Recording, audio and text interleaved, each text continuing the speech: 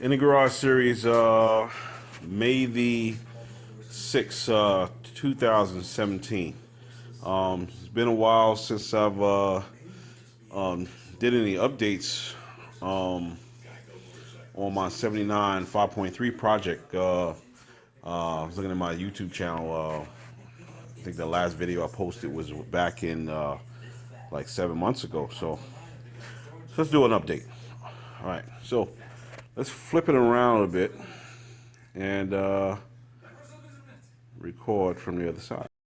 Okay, so here's the car after it was painted. Um, it's a silver base coat, and then was tinted blue to get the effect I wanted. Came out really nice. A little bit lighter than the original color. Certain light it looks silver, but it's actually blue. Um, all right, so when I got it back from the paint shop, the shifter wouldn't shift, and my trunk lock, which still remains to be damaged. I gotta get that lock taken out, and so I had them take off $400 off the bill of painting the car. So the car cost me $1730 to paint.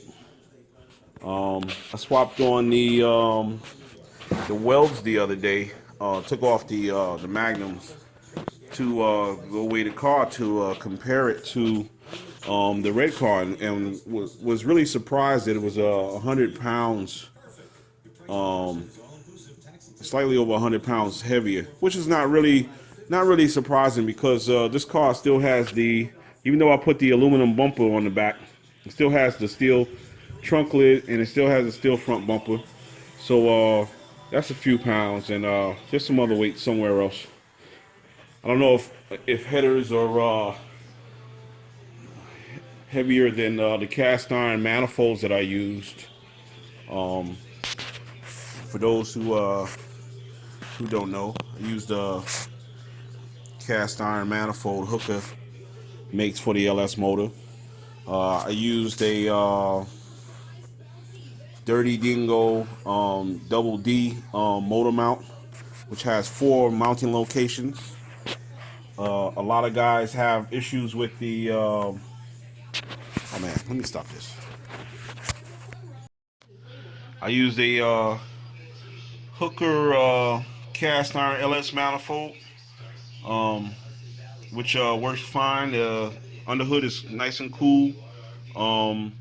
I'm not sure if they're heavier than headers, but I don't know. I'll figure it out. I use the Dirty Dingo Double D motor mount adapter with clamshells, the 33, 49, 71s or the 70s. Put the motor the lowest in the frame. I used a GM Performance oil pan kit. It doesn't sit as low as everybody thinks. If you put the motor in the stop position, which would a small block Chevy will sit, you won't have any issues with the power steering pulley in the steering box. I got a 12-inch and a 10-inch fan combination on a replacement aluminum plastic radiator, but I think I should go up to a 16-inch primary and for better cooling. But other than that, it's fine. Car is very quiet. At idle, you would never know that it was a V8 in it until I hit on it. What else? I picked up the 4060 from a guy in Dover, New Jersey, a while back, $440.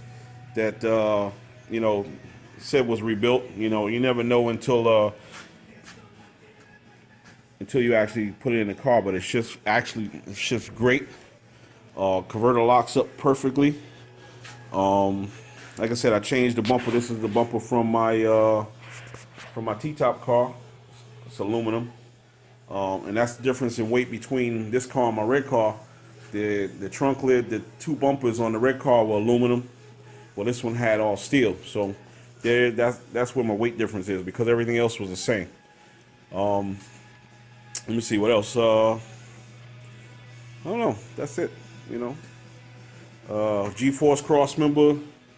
I picked up a Monty SS 86 axle from a guy in Andover, New Jersey for $500, and I pulled the 373s, the axles, the sway bar, and the gearing, the posi rather, out of it, and put it in this car. Let me see. It still has the 716 pre-metric front spindles up there, but I'm going to change that in the future. The spindles for the later cars are stronger and longer. Let me see. Got to get the proper mirror for this door, but this is one you can pick up at AutoZone for temporary use, and then you can drill it in and put the other one on, the original on. The holes are still there. Let me see. What else? Let me see. What else? Oh, the harnesses from PSI. The 1018 harnesses, which is for Vortec engines, 99, 97 and up, 99 up, whatever, and with mechanical throttle bodies. I used Locar 3-foot gas pedal cable, throttle cable rather. Didn't realize I didn't retain this bracket from the Silverado I pulled the motor out of, and so I had to get one from off of eBay. Guy was a guy who I got it from was an asshole.